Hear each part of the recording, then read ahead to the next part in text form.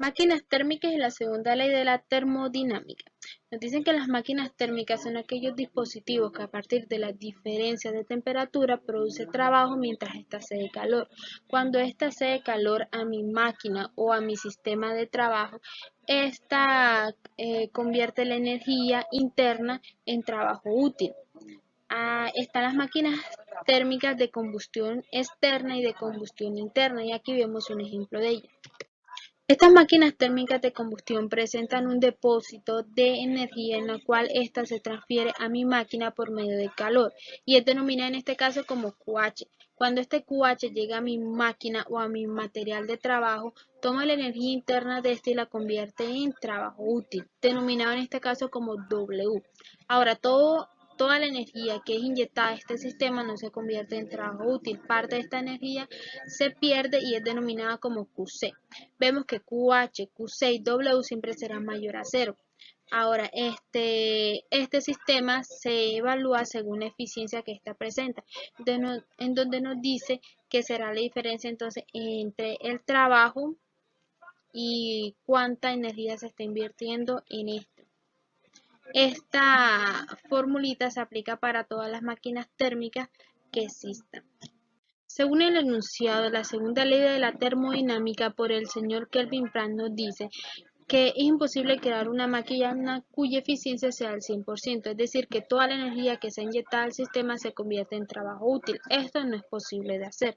Aquí tenemos un ejemplo de una máquina térmica que funciona muy bien y en donde nos muestra una locomotora en la cual esta posee un líquido, un fluido interno. Cuando este se calienta, produce vapor. Este vapor es conducido por unos ductos que llega hasta un émbolo, el cual es el que impulsa el movimiento de mi locomotora. La energía que no se convierte en trabajo útil se disipa al ambiente, en este caso por medio de vapor. Buenas, mi nombre es Mariana Álvarez Rico y yo voy a continuar con la exposición.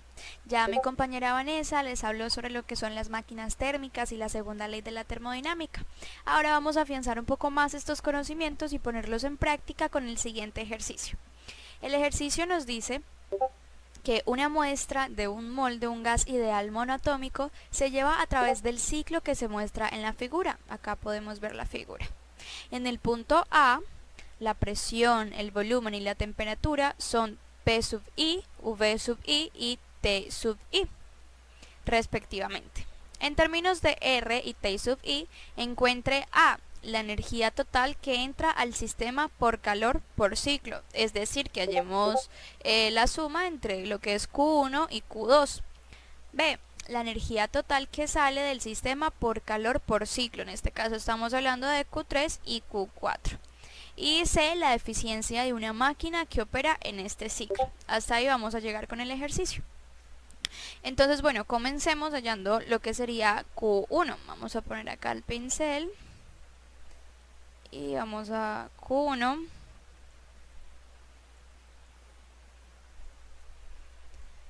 Bueno, sabemos que en Q1 el volumen va a ser constante, por lo que vamos a utilizar esta fórmula, que es el número de moles por el calor específico de ese volumen constante, que es V sub I, por delta de la temperatura. Pero ¿qué pasa? Acá tenemos dos incógnitas, que es la incógnita de Q1, que no la tenemos, y de delta del tiempo, de la temperatura, perdón, que tampoco la tenemos. Entonces necesitamos una segunda fórmula, que esta fórmula va a ser dada por PV igual a N por R por la temperatura. De aquí lo que vamos a hacer es despejar la temperatura, que nos va a quedar igual a la presión por el volumen sobre N por R. Aquí ya tenemos la temperatura, pero lo que necesitamos es la diferencia de esta temperatura, el delta. Por lo que vamos a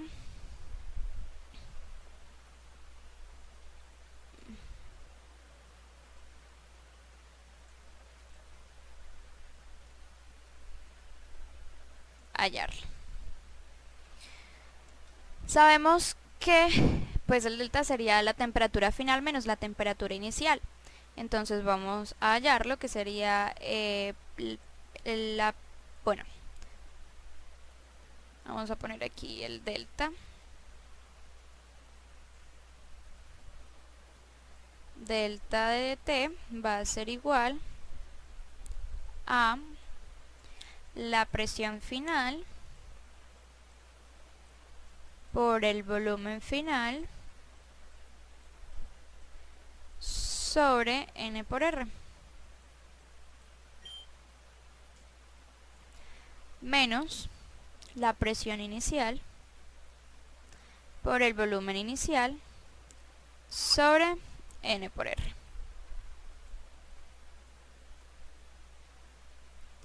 Ya que tenemos esta fórmula, lo único que vamos a hacer es reemplazar los términos. Entonces nos vamos aquí a la figura para encontrar nuestros términos. Entonces, bueno, acá tenemos A, B, C y D.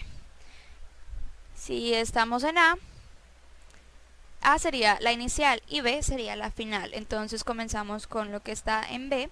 La presión en B es 3P1 y el volumen ya dijimos que era constante y es V1. Entonces acá ponemos delta de T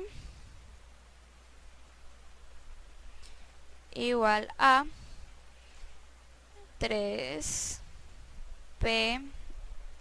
perdón, no es 1, es I, por VI sobre N por R.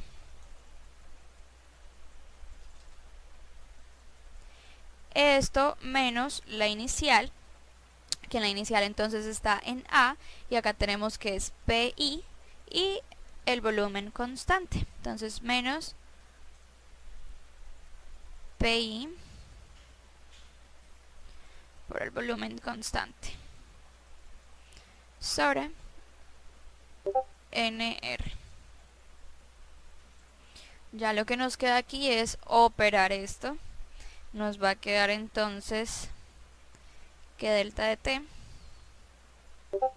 es igual a, pues si hacen la operación normal, 3 menos 1 nos va a dar 2 positivo, y el resto queda igual, 3pi VI sobre NR. A esto le voy a llamar ecuación 2.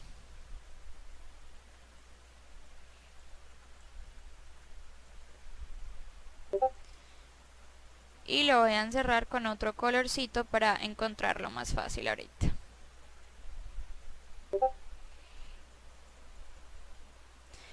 Y por acá se me olvidó poner nuestra ecuación 1, que sería esta.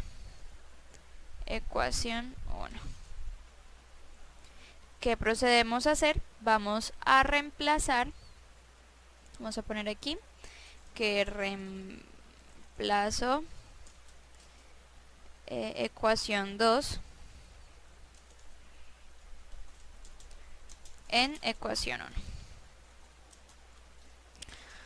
Y pongamos esto más grande.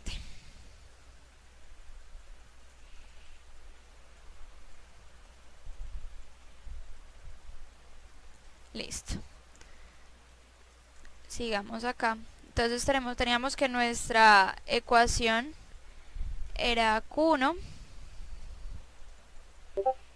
igual al número de moles por el calor específico del volumen V1, que en este caso es 3 medios de R.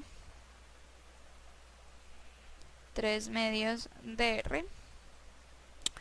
Y esto por nuestro delta de T. Y nuestro delta de T nos dio 2P.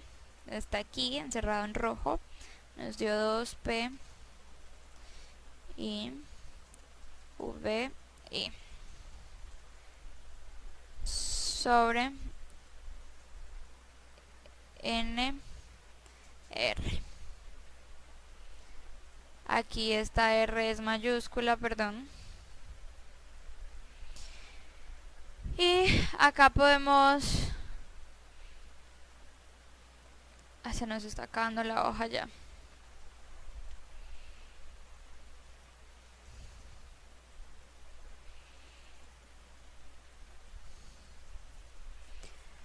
Aquí podemos cancelar. Cancelamos esta n con esta n, esta r con esta r y este 2 con este 2. Y nos va a quedar entonces que Q1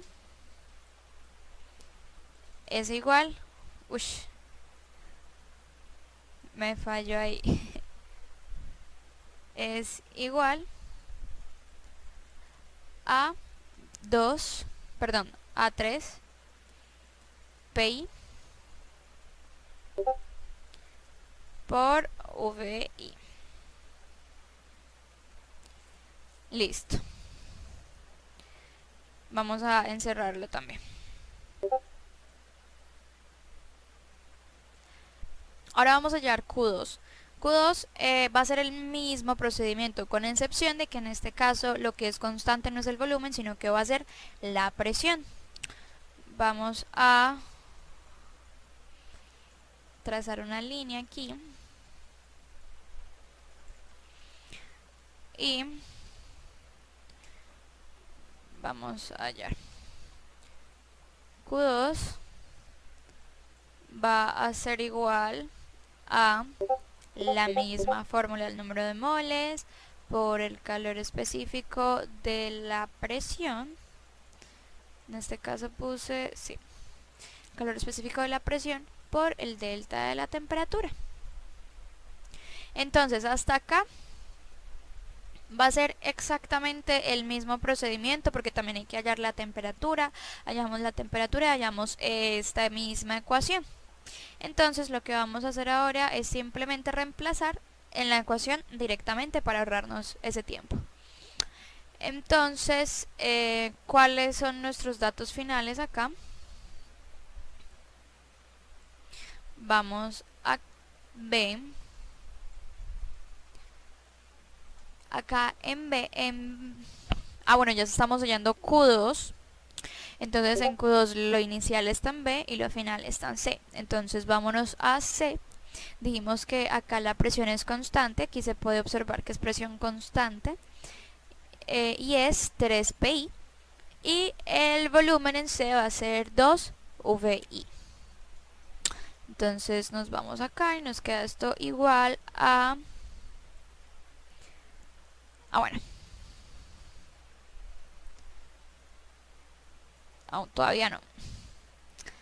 Vamos a hallar nuestro delta de T, que va a ser igual a 3 pi por 2 vi sobre n por r menos, vámonos otra vez acá a la gráfica. La gráfica nos dice que en C es otra vez 3 pi, presión constante, y el volumen es VI. Entonces 3 pi por VI sobre n por r. ¿Cuánto nos va a dar ese? Esto parece una B. Vamos a organizarlo. Listo. ¿Cuánto nos va a dar nuestro delta de T?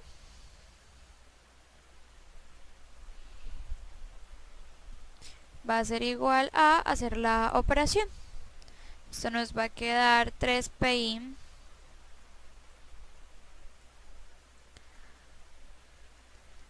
VI sobre n por r. Listo. Tenemos nuestro delta de la temperatura. Y lo mismo, esta es nuestra ecuación 2 y la otra era nuestra ecuación 1. Así que vamos a reemplazar aquí. Q2 es igual a el número de moles por el calor específico de la presión, de nuestra presión constante. En este caso es 5 medios de R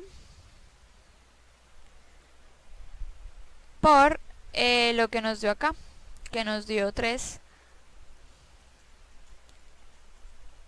PI VI sobre N por R. Eliminamos esta N con esta N, esta R con esta R. Y nos va a quedar 5. Bueno, y nos va a quedar, hacemos la operación y nos da 5 por 3, 15 entre 2, 7.5. 7.5 PI VI sobre NR. Perdón, no. Eliminamos esto.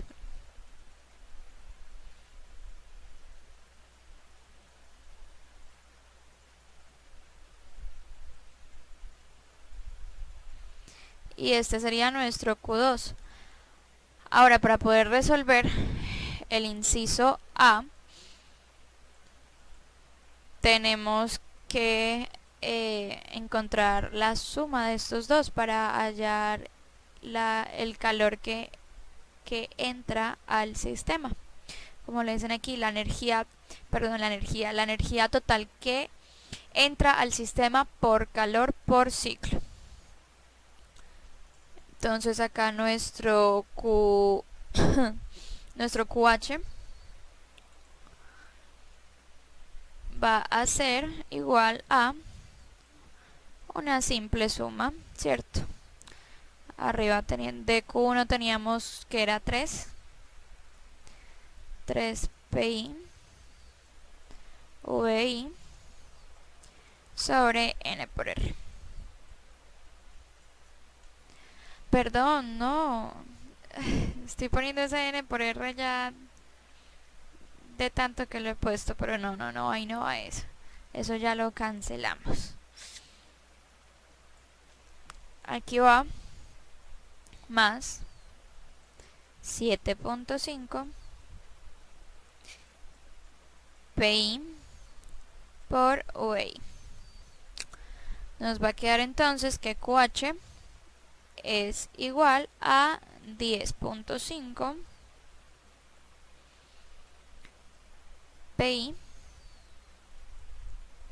por VI, lo que es igual a 10.5 NRT.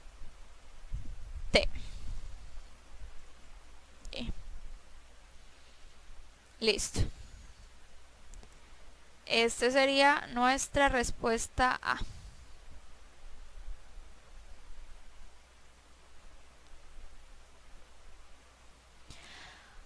Ahora para la parte B se hace exactamente lo mismo que ya hicimos. Vamos a hacerlo por aquí.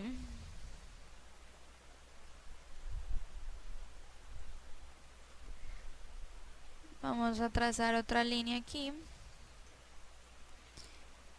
Y vamos a hallar acá Q3. Vamos a ir entonces acá a Q3. Nuestra ecuación en Q3 va a ser la misma, solo que acá, bueno, estamos hallando esta.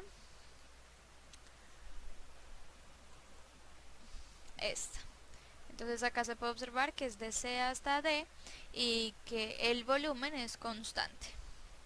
Listo, entonces bueno, como ya sabemos que el volumen es constante, acá es el calor específico de ese volumen por nuestro delta de la temperatura.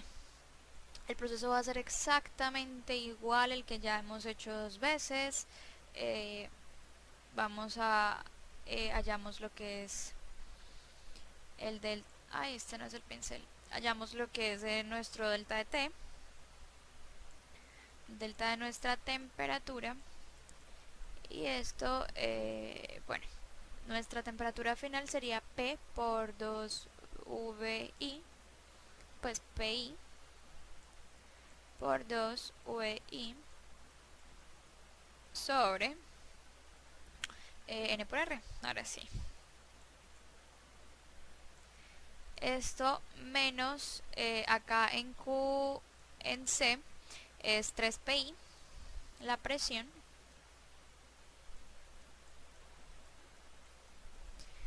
por nuestro volumen constante 2VI sobre N por R. Entonces, nuestro delta de T va a ser igual a la operación que vamos a efectuar acá. Esto nos da 2 negativo y 2 por 2, 4. Esto nos va a dar menos 4 PI por VI sobre N por R. Y listo, nuestro delta... ¡Ay! Ahí ya tenemos nuestro delta de la temperatura. Y hacemos el mismo procedimiento, reemplazamos en la fórmula. Vamos a reemplazar aquí en nuestra fórmula de Q3. Esto nos va a dar N por el calor específico, que en este caso es... Se me olvidó cuánto es. Ah, es lo mismo.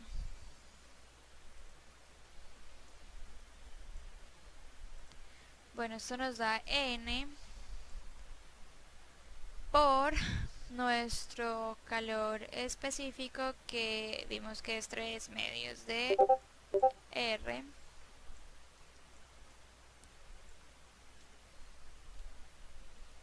por nuestro delta de la temperatura, que nos dio menos 4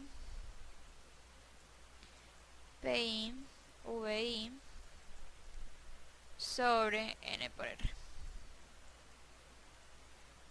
Entonces Q3 va a ser igual a,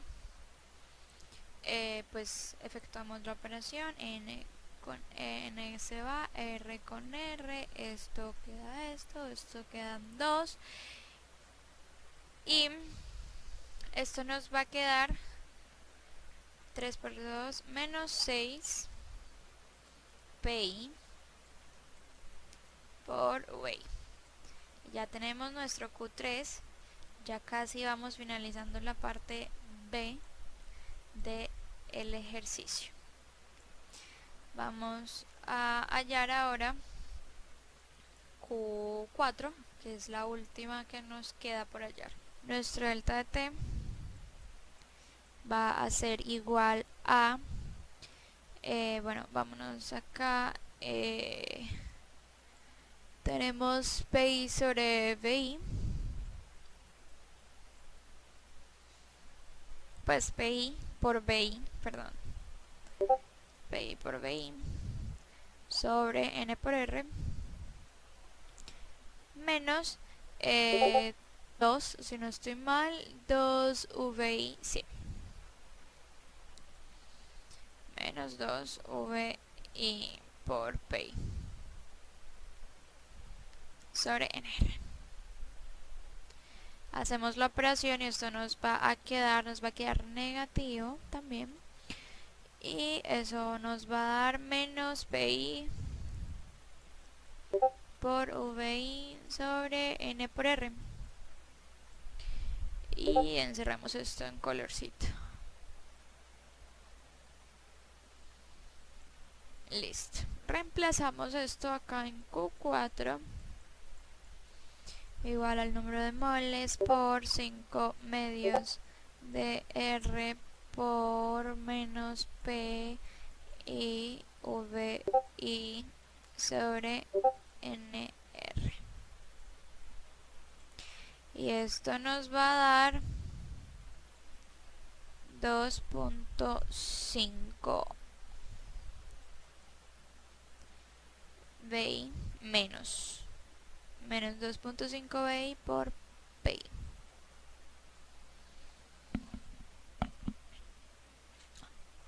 Bueno, ahora lo que tenemos que hacer es hallar nuestro QC, que va a ser igual al menos 6 que nos dio, menos 2.5 que nos dio Q4. Y QC nos va a dar, esta operación nos da menos 8.5 PI. Y y esto es lo mismo que decir menos 8.5 nRT. Y esta es la respuesta de nuestro inciso B. Ya por último nos queda el C, que nos pide la eficiencia. La fórmula de la eficiencia tenemos que es igual a 1 menos QC sobre QH. Reemplazando, tenemos que la eficiencia va a ser igual a 1 menos nuestro QC es 8.5 nRT sobre 10.5 que nos dio QH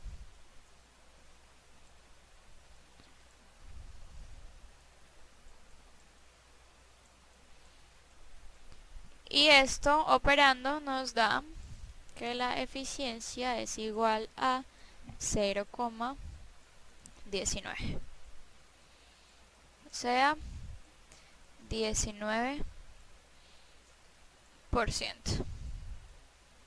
Y listo, terminamos con el ejercicio. Bien, vamos a hablar ahora del ciclo de Carnot, que es de gran importancia en la termodinámica. Mencionemos lo que es el teorema de Carnot, que dice: ninguna máquina térmica que funcione entre dos depósitos de energía puede ser más eficiente que una máquina de Carnot que funcione entre los dos mismos depósitos. ¿Qué significa esto? En pocas palabras significa que no hay forma de que haya una máquina más eficiente posible que aquella que funciona con el ciclo de Carnot. Bien, pero ¿por qué? Miremos este diagrama. En este diagrama de A hasta B se expande isotérmicamente. Luego de B a C se sigue expandiendo, pero de forma adiabática. Desde C hasta D se comprime, comienza a comprimirse de forma isotérmica, y luego de D hasta A se comprime de forma adiabática. Ahora, desde A hasta B tenemos una temperatura TH, una temperatura TH, TJ, y luego desde C hasta D tenemos una temperatura TC, Tcool. Desde A hasta B entra la energía por calor y luego de C a D sale. Y la fórmula de la eficiencia en este caso sería E igual a 1 menos TC sobre TH, o sea 1 menos la temperatura que tenemos desde C hasta D sobre la temperatura que tenemos desde A hasta B. Bueno, vamos a hablar ahora de las bombas de calor. Estas funcionan de una manera inversa a las máquinas térmicas. Como ya mi compañera Vanessa les explicó, en las máquinas térmicas el depósito caliente suministraba energía a la máquina, en un QH, y luego este arrojaba un QC al ambiente, ¿cierto? Bueno, en las bombas de calor sucede lo contrario, repito, en estas ellas extraen energía de un depósito frío y luego lo arroja a un depósito caliente. Pero para que esto pase debe hacerse trabajo sobre el sistema. Algunos ejemplos de bomba de calor pueden ser el aire acondicionado o la nevera. La nevera se encuentra a una temperatura menor que la del ambiente, ¿cierto? Y todo el tiempo está extrayendo energía de adentro y luego pues la lanza afuera a lo que sería la cocina, por ejemplo, o hasta la sala. y el trabajo realizado aquí sería cuando conectamos la nevera a un enchufe, porque pues de esta forma se realiza el trabajo eléctrico. Las bombas de calor funcionan en modo enfriamiento o en modo calentamiento. ¿Cómo así? Si seguimos con el ejemplo de la nevera, pues es obvio que esta funciona en un modo de enfriamiento porque queremos que nos enfríe lo que tenemos ahí, que no se nos dañen los alimentos ni nada. Pero bueno, de pronto aquí no usamos mucho el modo calentamiento porque ya hace bastante calor, pero hay lugares donde hace mucho frío y pues recurren de pronto a la calefacción, y en estos momentos es donde se utilizan las bombas de calor que están en el modo de calentamiento. Pero bueno, para cuando se usa en modo de enfriamiento, nuestra fórmula de la eficiencia sería QC sobre WH. Y cuando está en modo calentamiento sería QH sobre W. Bueno, ahora hablamos del enunciado de Clausius.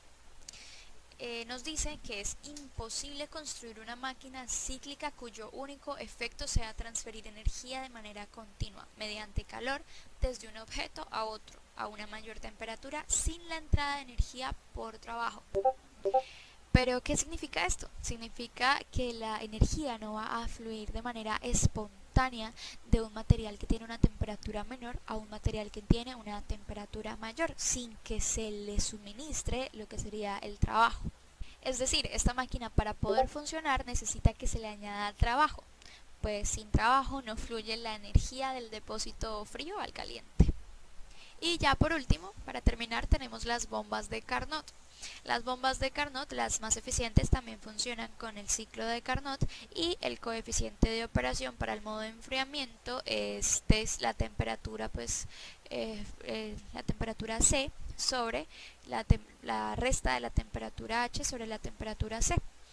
Y el coeficiente de operación para el modo calentamiento es TH sobre TH menos TC. Aquí las pueden observar. Listo, con esto concluyo mi parte de la exposición. Le damos paso a mi siguiente compañero. Mi nombre es Eduardo Contreras. A continuación les vengo a explicar un ejercicio de aplicación de máquinas térmicas. Una de las máquinas térmicas más eficientes jamás construidas es una turbina de vapor en el Valle del Río Ohio, que funciona entre 430 grados Celsius y 1870 grados Celsius, con energía del carbón de Virginia del Oeste para producir electricidad para el Medio Oeste. Este ejercicio tiene dos incisos. Uno sería el A, que nos pide cuál es su máxima eficiencia teórica. Para poder hallar la eficiencia usaremos el ciclo de Carnot, que según Carnot este sería el ciclo ideal con el que trabajaría la máquina para sacar su máxima eficiencia posible. Según Carnot, esta sería la ecuación de eficiencia: 1 menos temperatura del depósito frío sobre temperatura del depósito caliente. La temperatura del depósito frío y el depósito caliente aquí las tenemos, pero esta ecuación de eficiencia solo trabaja con la temperatura en grados Kelvin. Entonces, como ya sabemos esto, tenemos que pasar estas dos temperaturas a grados Kelvin. ¿Cómo sería eso? La temperatura del depósito frío sería igual 430 más 273.15. Esto vendría siendo igual a 703.15 grados Kelvin. Y asimismo lo haríamos para la temperatura del depósito caliente. TH igual a 1870 más 273.15. Esto nos daría el valor en grados Kelvin, que sería 243.15 grados Kelvin. Ya teniendo las temperaturas en Kelvin, ya las podemos integrar a la fórmula de eficiencia.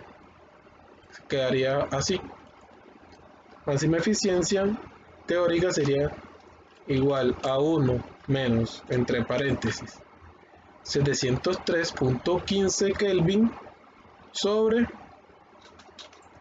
2143.15 Kelvin.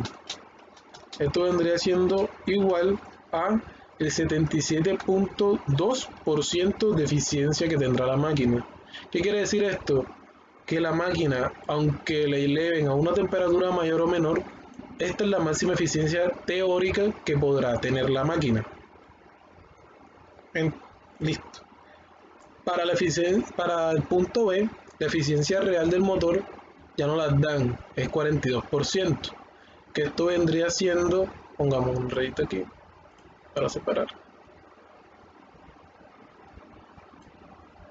para el B.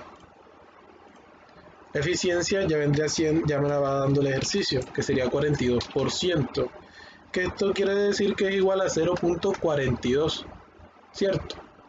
¿Cuánta potencia? Nos pide la potencia de la máquina. Entre la máquina se admite 1.40 por 10 a la 5 Joule de energía a cada segundo de su dispositivo querente. Esto nos está diciendo que la máquina trabaja a 1.40 por 10 a la 5 Joule sobre segundo. Entonces sería QH sobre T, que vendría siendo 1.40 por 10 a la 5 Joule sobre segundo. ¿Esto qué quiere decir? Que este valor ya toma otro significado, que sería 1.40 por 10 a la 5 vatios. Ya no sería Joule sobre segundo, sino vatios. ¿Cómo hacemos para integrar este tiempo a la fórmula del ciclo de Carnot? Entonces, para integrar esto tenemos que E es igual a QH sobre W. Esto lo podemos hacer dividiendo en cada uno de los dos. Sería QH sobre T y todo esto dividido sobre W sobre T también. W sobre T. Listo. Así podemos llamar a cada una de estas por aparte. Sería a QH la llamaremos QH prima sobre W, que también la llamaremos prima. Como aquí nos están pidiendo es el trabajo, esta W que está aquí, tenemos que despejarlo de esta ecuación de acá. Quedaría igual a trabajo igual a la eficiencia máxima teórica que multiplica al QH primo. ¿Cómo quedaría esto? La eficiencia nos la están dando en la partecita de aquí, que es 42%. Lo pondríamos como 0.42 y multiplica a este valor que está aquí, QH sobre T, que sería este mismo que está aquí, que dividimos sobre T, y sería el mismo QH primo. Sería 1.40 por 10 a la 5 vatios. Pero cuidado en no confundir el vatios con el trabajo, ya que son diferentes. Esto que vendría siendo igual, entonces el trabajo vendría siendo igual a 5880 vatios. Ese es el trabajo realizado por la máquina a esa eficiencia. A continuación estaremos viendo el punto número 2 de máquinas térmicas. El enunciado dice lo siguiente: una muestra de 100 mol de un gas ideal monoatómico se lleva a través del ciclo que se muestra en la figura. En el punto A, la presión, el volumen y la temperatura son P sub I, B sub I y T sub I respectivamente, en términos de R y T sub I. Encontrar A, la energía total que entra al sistema por calor por ciclo. Lo primero que debemos hacer es analizar el gráfico, en donde observamos que en el punto A a B el volumen es constante y al entrar energía en forma de calor la presión aumenta, al igual que en la etapa B y C, donde la temperatura C es mayor que en la de B. Por lo tanto, lo primero que haremos será analizar la energía total que entra en el punto de A hasta B, donde es igual al número de moles por el calor específico a volumen constante por la variación de temperatura. También es necesario que usemos la ecuación del estado conocida como P por B igual al número de moles por la constante universal por la temperatura, donde al despejar la temperatura obtenemos que va a ser igual a P por B sobre el número de moles por la constante universal. Ya teniendo claras estas ecuaciones, procedemos a reemplazar los datos. Para ello vamos a la cantidad total de energía que entra en el punto A al B, donde sería igual al número de moles por Cb, que vendría siendo el calor específico a volumen constante en un gas ideal monoatómico con el valor de 3 medios por la constante universal. Esto por la diferencia entre temperatura final menos temperatura inicial, es decir, temperatura en B menos temperatura en A. Para saber los valores de estas temperaturas, simplemente observamos las gráficas. El valor de la temperatura en B vendría siendo 3 P sub I B sub I sobre número de moles por la constante universal. Asimismo, la temperatura en A vendría siendo P sub I por B sub I sobre el número de moles por la constante universal. Al realizar esta operación, observamos que se cancelan los valores de número de moles y la constante universal, donde solo nos quedaría que la cantidad total de energía que entra en los puntos de A hasta B es igual a 3 veces P sub I por B sub I. El mismo procedimiento haremos en el punto de B hasta C, donde en este caso, por tener un calor específico a presión constante, tiene un valor de gas ideal monoatómico de 5 medios. La variación entre las temperaturas nos ayudará a observar la gráfica. La temperatura en C tiene un valor de presión a 3 P sub I, lo que se multiplica por el valor de su volumen, que en este caso serían 2 por B sub I. Asimismo, se le restaría 3 veces P sub I por B sub I, que sería el valor de la temperatura en B. Al realizar la operación, obtenemos como resultado que la cantidad total de energía que entra en el punto de B a C es igual a 7,5 P sub I B sub I. Ahora solo nos falta hallar Q sub H. Observemos que este Q sub H es la energía total que la máquina absorbe en forma de calor. Por lo tanto, Q sub H va a ser igual a la suma de estas dos cantidades en el punto de AB y en el punto de B a C, lo cual nos arroja un resultado de 10,5 P sub I B sub I. En el inciso B nos dice la energía total que sale del sistema por calor por ciclo. En este caso vamos a realizar un análisis similar con el simple hecho que en este caso solamente analizaremos la cantidad que sale del sistema. En ese orden de ideas tenemos que la cantidad total que sale del punto C al D va a ser igual al número de moles por otra vez el calor específico del gas ideal monoatómico, en este caso a volumen constante, que son 3 medios, por la constante universal. Esto entre la variación de la temperatura final menos la temperatura inicial, que sabemos que en este caso sería temperatura en D menos la temperatura en C. En este caso la temperatura en D, analizando la gráfica, nos dice que es igual a la presión, que es 2 veces P sub I por B sub I, que es el volumen. Y la temperatura en C sería igual a 6 veces P sub I por B sub I. Todo esto dividido por el número de moles por la constante universal. Como resultado obtenemos que la energía total que sale en el sistema del punto C al D es de menos 6 P sub I B sub I, y la energía total que sale de los puntos de D a A son menos 2,5 P sub I B sub I. Por último, hacemos lo que recurrimos al inciso anterior, que es hallar QC con la sumatoria de todos estos datos, con el resultado de menos 8,5 P sub I B sub I. En el inciso C se nos pregunta por la eficiencia de una máquina que opera en este ciclo. Para ello es necesario observar el siguiente gráfico, donde tendremos que hallar el trabajo neto. El trabajo neto se halla con el área bajo la curva. En este caso, como tiene en forma de rectángulo, el área sería base por altura. La base sería B sub I con una altura de 2 P sub I. Al realizar esta operación nos da que el trabajo neto sería igual a 2 P sub I B sub I.